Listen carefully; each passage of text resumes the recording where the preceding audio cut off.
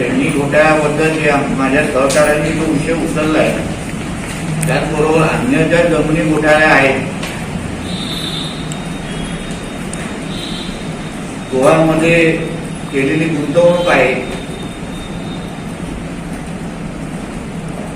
त्याच्याबद्दल सखोल माहिती घेऊन लागलं तर ईडीकडे तपास द्यावा अशी मागणी आम्ही करू शकतो.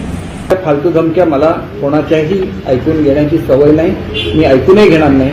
आज सुद्धा त्यांनी खात्री करावी, आपलं वक्तव्य मागे करावं, नाहीतर संघर्ष हा होतो. संघर्ष मी सुरू केला नाही. मागच्या खेपेचा राणेसाहेबांच्या बरोबर संघर्ष मी सुरू केला नव्हता, तो त्यांनी सुरू केलेला होता.